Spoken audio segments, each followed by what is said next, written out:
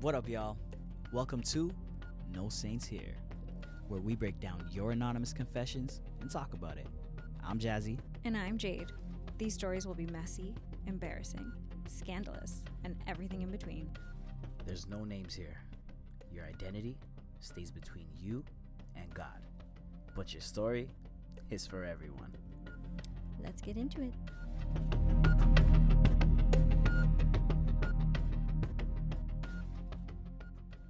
So normally this is where we dive into your anonymous confessions, but for the next little while, we wanted to do something a little bit different. Yeah, because both of us have always been fascinated by the unexplainable. The stuff that doesn't fit neatly into the everyday world. And honestly, we believe it's out there. There are things beyond the physical, the so-called normal, that you just can't explain away. Exactly. But it's not just the stories we've heard. Both of us have actually had our own first-hand experiences. I have a few ghost stories that still give me chills. Oh, I bet. And I've run into everything from ghosts to witches to curses. I even know someone who made a deal, but you know where I'm getting with that one. Oh my god, yeah. But we'll get to that one later. We're not trying to scare you. This isn't about jump scares. It's about being curious, open, and fascinated by these stories. Whether you're a believer, a skeptic, they're kind of the experiences that make you just stop and wonder. So over the next few episodes, we'll be sharing some of the wildest true stories we've come across. Paranormal encounters, glitches in the Matrix, divine interventions, and everything in between. Yeah, and we'll tell you a few of our own. Because at the end of the day, whether you believe it or not, these are stories worth telling. So let's get into it. I was visiting my sister in Northern California. We had eaten lunch and were walking to a park with our kids. Walking towards us on the other side of the street was a totally normal looking man, probably in his early 50s. Dressed in a button-down shirt, tucked in with a belt, well kept, but big belly. A woman crossing the street from behind us, walking two small dogs towards him, passes him while she's still crossing the street. The man takes a weird posture, craning his neck towards the lady, but seemed like he was looking at the dogs and started making the strangest sound I've ever heard come from a person. It was kind of a rapid metallic machine-like clicking sound. I really don't understand how a human could produce this sound. Both me and my sister stopped talking instantly, and we're just kind of freaked out. The woman didn't react at all. Nothing. Just ignored him. The guy turned back around and kept walking as if nothing happened. Neither of us could come close to making this kind of a sound. Neither of us could see any kind of device, and he wasn't holding a phone or anything. I'm generally very skeptical about any kind of claims about aliens among us. But this was just fucking weird. Weird. What do you think he was? Do you think he's a robot? Like a Terminator alien? Alien? The only clicking sound that I can think of is like Alien versus Predator, Alien. Make the sound. What the fuck was that?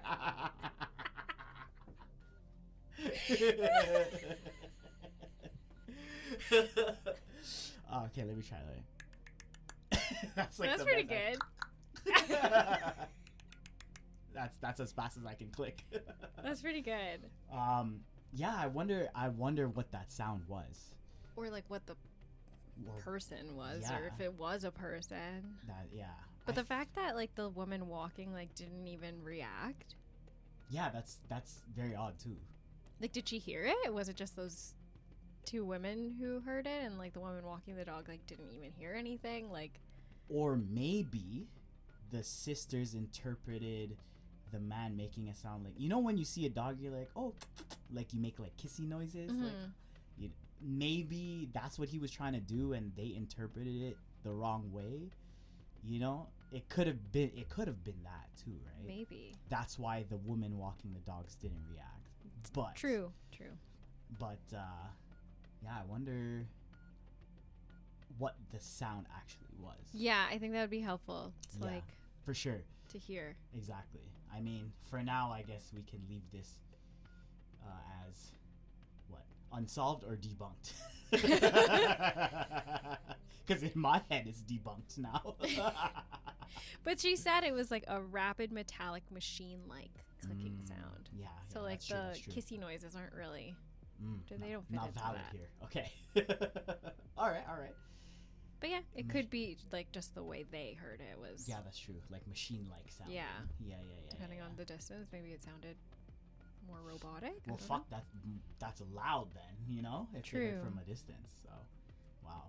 I guess you never know. Aliens might be among us. Do you think aliens are among us? Yes. Really? Do you think like the lizard people are like among us? Yeah. Oh, I think so. Yeah. I Do you believe that they live in the sewers or that they live like No. normal lives? Oh. No, normal lives. Yeah. Do they have money? I'm pretty sure. Or do they just like materialize money with their alien? Like... Oh, good girl. Oh, you want to get technical. If I was a being not from this earth, I believe I could create, like I could make money pop out of nowhere kind of thing. Like I could live the life that like us humans want, you know, like you could live the way you want, I guess, because you could pretty much do anything you want if you're a fucking alien. Oh. Okay. How intelligent do you have to be a foreign being and assimilate seamlessly into another? Wow. Well, yeah, like how much percentage of our brain do we use? Like what? Consciously, I feel like consciously. they said not much. But I don't know. Like under 10% or some shit, right? Something like that. I feel like this isn't true anymore. I think I that's still don't a know. rumor. Yeah, I have no idea.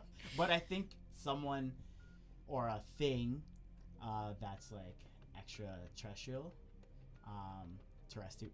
What the fuck? Terrestrial? Did I say it right? Yeah, I think Okay. Like an alien or whatever, another being from a different planet, like is here. I believe they're not stupid. Like they're not dumb. Like Yeah, they're definitely. They're way advanced, way ahead of us. So I think them assimilating to humans, to our like lifestyle, I think they could definitely look like they live well off, better at least, you know. Unless they want to take on someone that like, I don't know, the first person they see and it's like a homeless guy or some shit. You know. Yeah. But the smart ones, the ones like who have ranking, I don't know. I don't know where I'm going with this, but like, why would there just be like multiple different levels out here? Like they're literally on a mission too. Like right? Like they have to travel. That's true. To get here. Yeah, that's true. But yeah, I think they're way more advanced than us. That's for sure. Yeah. Yeah, for sure. If they made it out here, they're definitely more advanced. I just wonder what their plan is. If they're here, like what their plan is, like to just like watch and observe, like gather information, or is there something more cynical? Yeah, I think that there will always be a purpose as to why they're here. We will never know, of course, but maybe one day Earth will know why they're here. They'll make themselves known, but I don't think they're just visiting just to see. You know? Crazy. Years ago, I was maybe 3 or 4. I was shot with an arrow by a tiny flying creature. That's crazy. What I would describe it as would be like the devil from the show Cow and Chicken, but it had wings and it was brown. I remember it poofing into existence right at shin level, and then it shot me with an arrow. Wow. I remember pulling it out of my shin and snapping it in half. It was maybe about the size of a toothpick, but way thinner. This is funny. That was not scary whatsoever. No, but like, what? I just don't know what that could be. Like A little goblin, a little fairy goblin thing. Like I don't know. Is that real? I don't know. Like a little. There's like a little tiny Smurf village somewhere. Like I know this person said that they were like really young, Yeah. like 3 to 4 years old, Yeah. but the fact that they remember pulling something out of their leg That's yeah. And it was a mini arrow. That's very, very descriptive.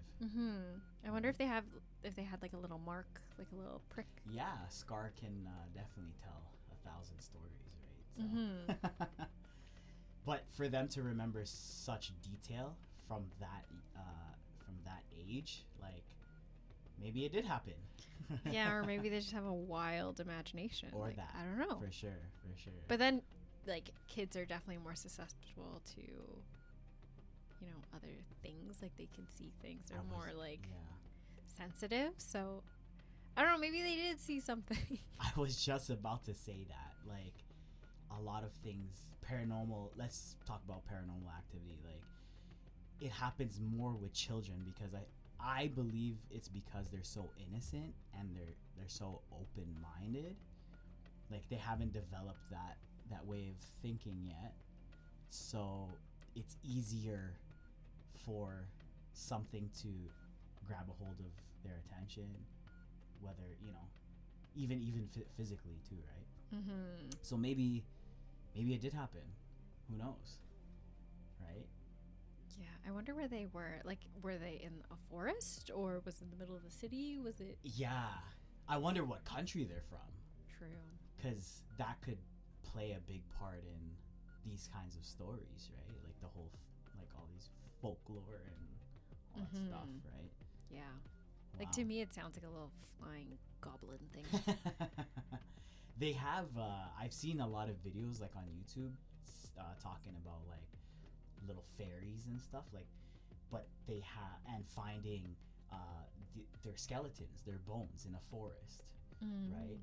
And they've seen like tiny armor and stuff like that, and yeah, just wild shit. Like, part of me wants to believe it's real just because I want all this magical stuff to be real. I want to like live in Harry Potter. But the other part of me is just like, that has to be fake. Like, people can 3D print stuff that are so tiny. Like, right. But we also don't know how old this person is now.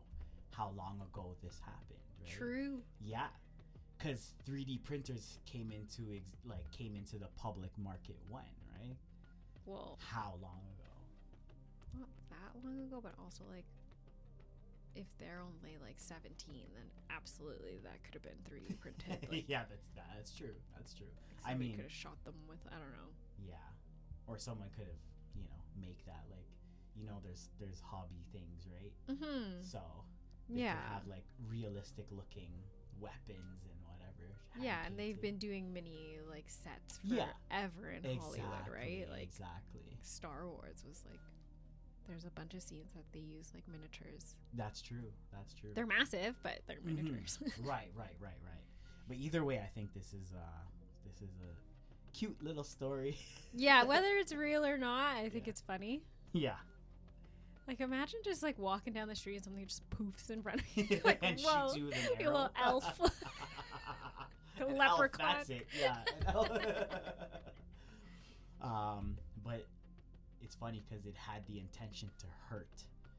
Can you imagine just like little 2-inch fairy just like, I'm gonna kill you. And it's like shooting a little toothpick at you. That's so funny. This story was told to me by my uncle, and he swears it really happened. He was the only one in the family this happened to, so no one else could back his story. I don't know if I believe this myself, but in 1979, there was a 12-year-long civil war in El Salvador. My uncle was in the military. He was sent to the woods, or jungle, with 6 other guys to look for militia groups that were supposedly camping out there. After walking in the jungle for hours, they suddenly felt the ground shake, as if something big was coming towards them. They thought it was the enemy, so they hid. He was shocked when he saw a giant walking in the distance. I asked him if it was just a really, really big person, and he said no. It was more of a Jack and the Beanstalk kind of giant. There were trees blocking his view somewhat, but he could make out that it was like a really big human that was as tall as the tallest tree there. He tried to get a good look at it, but he was terrified and didn't want to get out of his hiding spot when he realized what it was. The giant basically just walked past them. They were all terrified and waited there for a while as they were scared to bump into another one. Two of the guys suggested trying to kill it to get rich, but the guy in charge told them to stand down. My uncle said everyone thought they were idiots for suggesting such a thing. They walked back to base as quickly and quietly as possible. They told everyone when they got back, but no one believed them. So I saw someone who said like the spirits are there to protect the land, maybe more, right? And they're like drawn to darker energy and like make themselves known to those with bad intentions. Which, like, yeah, that makes sense, right? If they're there to protect something. Many soldiers killed, raped, and tortured during the war. Yep. So if you didn't, you were probably around someone who did. Absolutely. Right? So in my opinion, intention and energy is what spirits like pick up on. True. Yeah, there's so many stories of like creatures in the forest, and they're there to protect that forest. So that makes total sense that if you have bad intentions, they're kind of like security guards or guardians, right? Like, they're gonna leave you alone if you're not doing anything. But if you are there to like fuck shit up, like they're gonna make sure you can't. Right. And that is crazy. Like, you know, I believe this story. A giant, like but I guess like if they're more of like a spiritual being where they just make themselves known to certain people, like they don't sleep anywhere, like it's a spirit, right? Like they would just like kind of like manifest and then go away. Yeah, I think so. Yeah, that's why I believe whatever he saw that day was it was there, but not like in true physical form, but it was enough to make it look like a giant and just scare them away. Like, did they find footprints or anything like that? Yeah, good question. I wonder. Because if it just walked right past them, like, I wonder if they saw, like, traces. True. I wonder. But either way, I think seeing anything gigantic, whether it's a human, some type of animal, you know, like that shit's scary, man. Yeah. Super scary. But see, this story was based in El Salvador, and there's so much shit that goes on that I hear about in like South America. Yeah. Always. Crazy. Yeah. Like, what does North America really have? Well, there's like the bunch Appalachian I take Mountains, that back. like whatever. There's lots of like Bigfoot and yes, I was gonna say Bigfoot. Yeah. Lots of stuff. But we're definitely gonna get into more of that in the next couple stories. Yeah. All right. My dad is a straightforward, logical guy. He's always been very skeptical about anything paranormal, and I've honestly never seen this man afraid. He's a chemical engineer who grew up on a farm in Cuba, and there's one strange event that happened to him back on that farm that still gives him goosebumps anytime he talks about it. My dad lived in a small town smack dab in the middle of Cuba. His father was a farmer, so my dad spent most of his time outside of school helping him with the crops and animals. One day, he was working pretty far out in the fields by himself. Nothing out of the ordinary. It was late, and it was getting too dark for him to see much, so he decided to head back home and call it a night. About halfway there, he suddenly smells a horrible stench he described as something rotting, like a dead animal. This was odd because he hadn't seen or smelled anything earlier when he took this path to go out there, but he didn't think much of it. That was until a silhouette of a strange creature started making itself clearer. Note that by this point it was pretty dark out and the only light was that of the moon, so visibility wasn't great. The stench got worse and worse. Confused, he got closer to the creature until he was right upon it. He was extremely puzzled at what he was looking at. He described it this way. It was as if you took two horses, sliced them down the middle, and pushed the two end pieces together. So, like, I guess 2 butt ends. Yeah, 2 butt ends. Yeah. That's crazy. Its legs were inverted, and it had hooves. It was standing perfectly still, so much so that my dad couldn't tell if the thing was even breathing. He walked a circle around it and saw no head and no open wound to indicate there ever was one.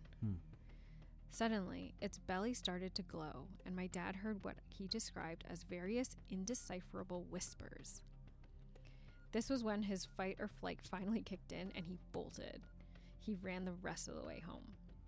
He barely slept that night, and once the sun was out, he went back to see if it was still there or if there were any signs of it, but there was nothing. My grandfather said he never saw the thing, but he had seen other inexplicable things on that farm, so he wholeheartedly believed my father. I think it's important to note that my father doesn't use substances beyond marijuana a few times in his life and occasional alcohol. To this day, it freaks him out to think about, and he has no idea what it could have been. Wow. That's freaky. It is very freaky. Like, to see... Okay, first of all, how did it just end up as, like, two butt ends of a horse, like, smushed together? No head? That's insane. That... yeah, I can see it. How does that even, like, exist? Like, if there's no head, there's no breathing, there's no openings, like, doesn't eat. Yeah, it's no. But the stomach started glowing? Yeah, glowing, and then he heard, like, whispers that, like, he couldn't... Yeah, that's fucking scary. But in, like, Spanish. Por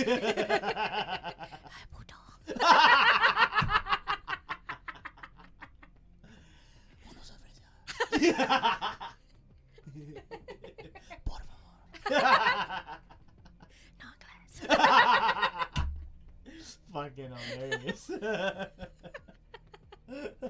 That does not sound scary whatsoever. Not when it's that. But, like, to see something, like, you're walking in the dark in the middle of a field and you walk up to something that just smells like it's like death. Yeah. And to see something that shouldn't exist standing there, like, there's no possible way that and it's so scary. could even exist. Yeah. Yeah. And you know what? Like, in the last couple stories, the last story I said, like, look at where they're located. Like, again, this is in South America, right? Or it's Cuba. It's Cuba, sorry, yeah. But yeah, like, in those kinds of countries, there's so much activity, but there's also a lot of stories. Yeah, a lot of folklore. Too, right? Like in Mexico, a lot. But what I want to point out is that, like, I believe this story because there was a stench, like the smell of death. Like, I personally have been taught by my mom that, like, yo, when you smell something that's very off and smells like death, like, there's either something there or, you know, someone passed away in the family. And, like, I've had instances where, like, that has happened to me, right? So I believe this story. I believe what he saw was there. I wonder, though, like, what realm this, like, creature came from. Like, you know what I mean? Yeah, like, is it a spiritual thing? Is it a paranormal thing? Supernatural? Right. Oh, wow. Okay. Yeah. It's a good question. I wonder, too. But I think the smell of death, to me, gives it... That's from, like... not... That's more like of an, I guess, an evil thing. You know? Yeah, I don't that think anything that's, good, like... Yeah. comes from heaven is going to smell like death. That is true. I wonder also, like, what would have happened if he stayed? Like, if he didn't... Like, if his adrenaline didn't kick in. Yeah. And he ran. just... No, he didn't run. Like, if he just stood there. And, like, the whispers, like, would the whispers have gotten louder? Would it have, like, grabbed him? Like, I don't know. Yeah, I wonder. And that, like, the stomach started to glow. Like, was it like a portal? Bright? Yeah. Or would it have just eaten him? Like, taken him, you know? Yeah. Scary. Yeah, it's scary. I saw a portal and 3 almost 7-foot tall grays. I was 22 and asleep one night. At around 3:30 a.m., a bright light woke me up, and I was like, why the fuck is my mom or dad or one of my brothers in here with the lights on? I rolled over and sat up, and what I witnessed at the opposite end of my room legit changed my life in a second. There was an open portal standing from floor to ceiling. Whoa. Wow. Its perimeter is what was giving off the light. It crackled with blue and white light, but made no sound. Its center was blacker than anything I am able to describe. I've never seen anything like that before. Light was not reflecting off the center. It was being pulled in. I watched 3 of these beings walk into this thing and disappear. I thought about that night every minute of each day for the last 17 years. No, I was not dreaming. I was sober. What I saw was unmistakable. We are not alone. We definitely aren't alone. That one's scary that they just like scary. opened a portal, walked into your room, did God knows what. Like, we don't know Yeah. how long they were there for. We don't know if maybe they were just putting you back in that moment. And then you woke up. Yeah, like they already did everything they needed to. Yeah, that's crazy. Ugh. Yeah. So you believe in aliens, Greys? Yeah. Okay. Yeah. Okay. Absolutely. What was that movie? The one with it was a stupid movie, but it scared the shit out of me. The one with the owls. Do you remember? Like, you would always see an owl, but the owl was like the alien, like watching you. Yeah. I remember. I recall this. Yeah. I don't remember what it's called. Fuck, I forget what that movie's called, but I remember I was only like 13 maybe. And so we went up to a cottage. My uncle took me and my cousins up to his friend's cottage, and the cottage was like a log cabin in the middle of the woods, like pitch black. And then he put on this movie for a bunch of like 13-year-olds. Oh my God. And it scared the living shit out of me. 3 of us slept in a bed together the entire weekend because we did not want to sleep alone. And like it's the cottage, so when it gets dark, it's just black outside. There's no street lights. There's no lamps. There's only one light outside, like the front door or the back door, which is not where the bedroom was over. So it's just forest where there's owls. And so we kept thinking we were going to get like abducted. That is funny. He set you guys up. Yeah, he did. He knew what he was doing. Awful. So scared of owls. So if ever we go to the cottage and we have like kids over or something, I'm definitely throwing on a scary movie just to fuck with them. Yeah, absolutely. You gotta carry on the tradition, you know? Just scar them a little. Yeah. Gives them character. You have to. But back to the portal.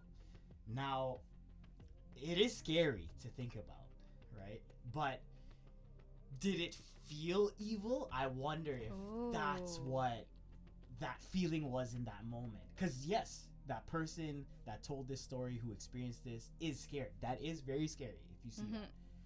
But can you feel the intention? Can you feel the negativity, right? Yeah. Who knows?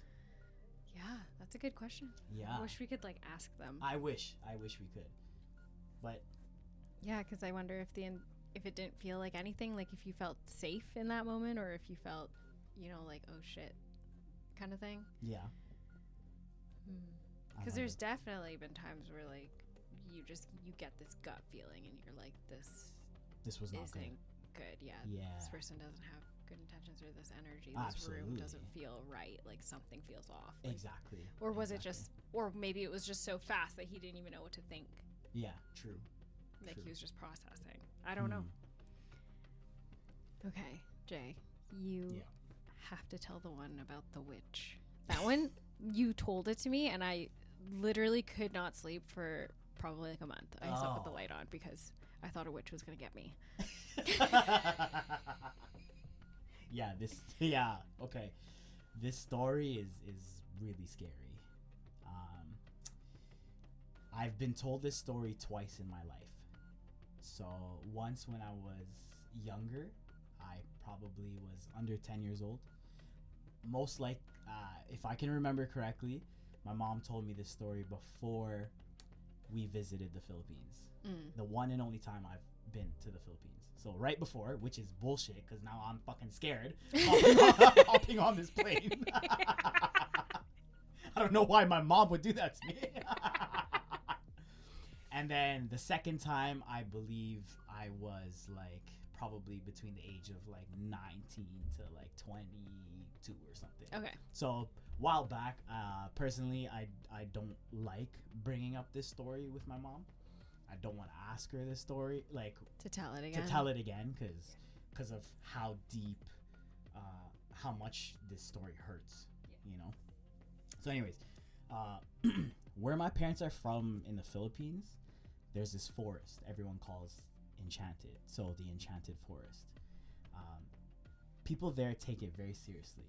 When you walk by, you say "tabi tabi po," which means "excuse me, spirits," or "excuse me." I'm just passing through. That's what "tabi tabi po" means. Because there could be like spirits. Yeah. Like obviously you can't see them, so you're just trying to be. You're just polite. being polite. That's right. Yeah, Okay. yeah. So that is actually like a Filipino thing. Yeah, you to say. can look that up. It's real. Yes, you can Google this. Yeah, tabi tabi po. So it's like TABI PO. That's how you spell it. So anyways, it's a way of showing respect because everyone knows there's more to that place than just like the trees, you know. And you just can't see. Yeah, that's right. It's not superstition. It's protection, right? Okay. When you say that kind of shit. Got it. So, anyways, so my mom, she always grew up believing that she lived through something no kid should ever have to see. And one afternoon, broad daylight, her and her family were outside when they turned toward the house. That's when they saw it. A witch. Yeah. They watched it grab her sister, who was inside the house alone at the time. They ran, but they were too far away to reach her in time. The witch carried her off into the forest. That's so sad. Yeah. And so scary. Yeah, it's very scary.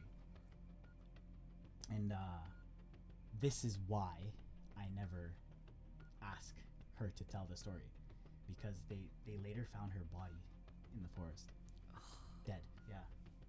So my mom and her family all saw this happen with their own eyes, and they've carried that with them ever since. So for them, it's not folklore. It's literally, this is a memory. It's a grief that they carry with them for the rest of their lives, right? So Yeah, and I think it's important that we say we're sharing this story with respect. yes. This was someone's daughter, sister, your aunt. Yep. Like, it's not just a scary tale. Like, this was real. Absolutely. Like, real loss. Absolutely. Yeah. Like, you can believe what you want, whether or not the witch was true, but somebody did lose their life, so. Yeah, that's right. My aunt did pass away Yeah. that day. So, I mean, I wasn't there. You know, none of us. You weren't there. But the fact that my aunt is gone, like, it's very. This is a very touchy subject, you know, and this is part of the reason why I believe in all these stories.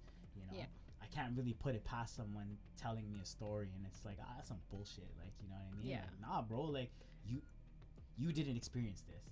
Yeah. But my family did. So, but yeah, it's a part of my family's history now, and it's why they never walked near that forest again. You know, without saying those specific words, tabi tabi po, because once you live through something like that, you don't doubt anymore. You just believe. Yeah. You know, so it's very scary. Yeah. For sure. Thanks for sharing. Of course. That was such a heavy story, and we wanted to make sure to share it with the respect it deserves.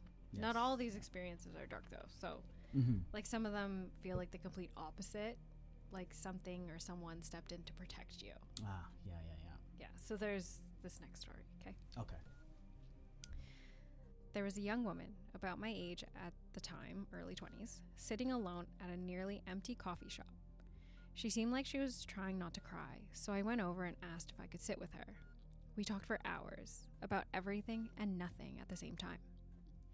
She didn't go into detail about what was going on with her, but she felt like there was no hope. I did my best to encourage her, told her not to give up, tried to give her reasons to hold on, thought of ideas that might give her a spark of hope. The coffee shop was closing. I wrote my phone number down and told her that I would love to hang out with her again, and she could call me anytime. She looked at me and told me that everything I said to her wasn't for her. It was for me. I hadn't told her that I was in fact suicidal.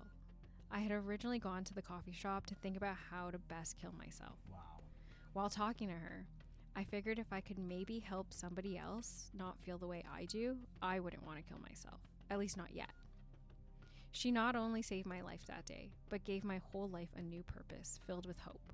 I'm a therapist now, and I help people all day. She hugged me, then walked out the door. I ran after her because she forgot the napkin with my number on it. I was no more than 2 seconds behind her, and when I got outside, there was no one there. Wow. That's crazy. I got chills. Yeah, like talk about divine intervention. Yeah. That is, some people need that, Mm-hmm. you know? Yeah. Yeah. That's, very touching. It's a very touching story. Yeah. For sure. And I'm glad this person that told the story is still here with us. Mm-hmm. Yeah, and then they're a therapist, then they're helping others. Like, Yeah. That's Yeah. so amazing. It is. But see, it gave that person purpose. Mm-hmm. Right? Yeah. And they're using it now, Yes. currently. Yes. So, For that's sure. a beautiful story. It's a beautiful Yeah. story. And I like that one. Yeah, me too. And it just goes to show you, like, you know, like, everyone needs someone, Yeah. you know? Yeah. And it's crazy how God shows up in crazy ways at the craziest moment of time, like Yeah. right when you need it. Correct, yeah. Yeah, that's what.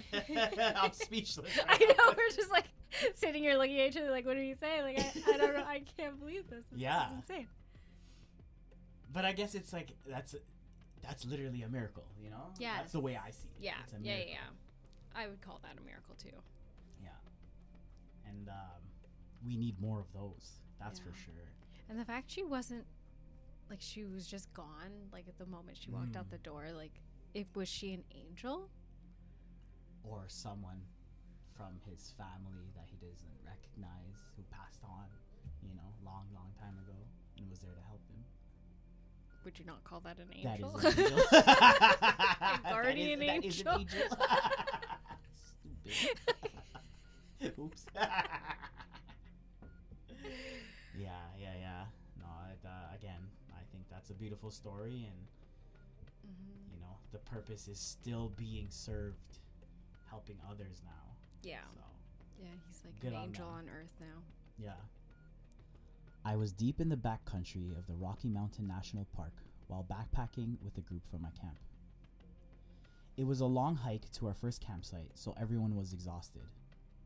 I had quite a few friends get on the program with me, so we spaced out in a few tents around the campgrounds. After we ate dinner, we all agreed to take it easy that night and get some rest. A few hours after everyone had gone to bed, I awoke to heavy footsteps approaching my tent. A moment later, I heard my friend's voice silently call my name.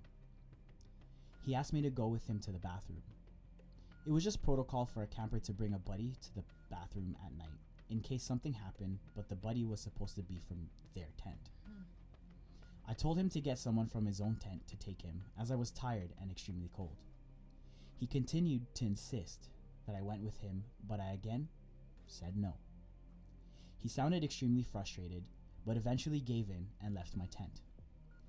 As I listened to him walk away, the only footsteps I heard were heading into the woods around our campsite.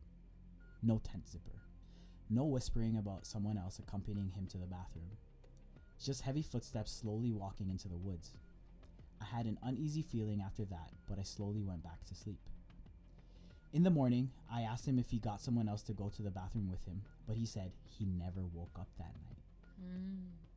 Throughout the hike to the next campsite, I asked his tent mates if they heard him leaving or entering their tent, but they said they never woke up. I asked my friend again if he remembers waking up the night before, but he said he is positive he didn't. After that, my first assumption was that he was sleepwalking, so I asked him if he had a history of doing so, but he said no.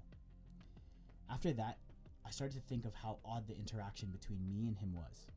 His words were a bit slurred, and he kept insisting that I go into the woods with him.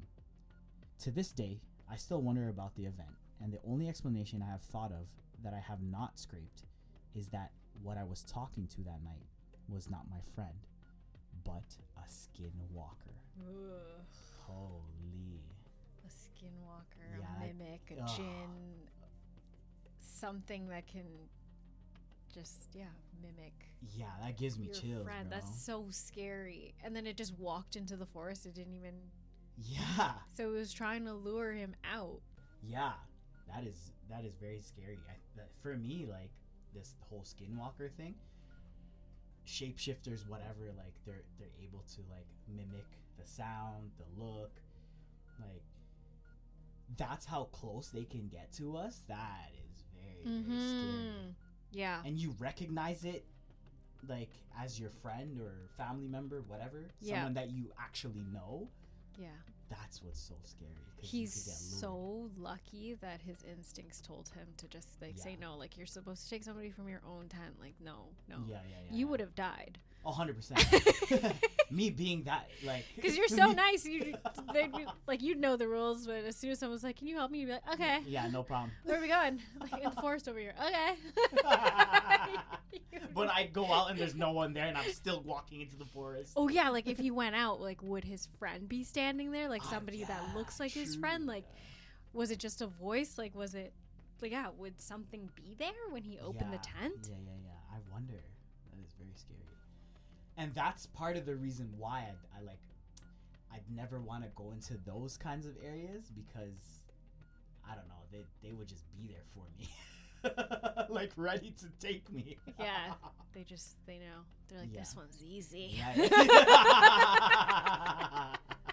Yeah, seriously. But I've heard enough stories and like all the experiences that I went through where like, yeah, I believe this shit. You know, like I do. I believe in skinwalkers. Yeah. I think the only thing that would save you is that you would have an overwhelming gut feeling that it wasn't. Yeah. Something was wrong. Exactly. I think that would be my only saving grace. Yeah, maybe. Yeah, maybe. Maybe because I don't know if your pride will, you know what I mean, like your, not pride, but your willingness to help. Like, I wonder if that would take precedent over your gut feeling, or if you would follow your gut.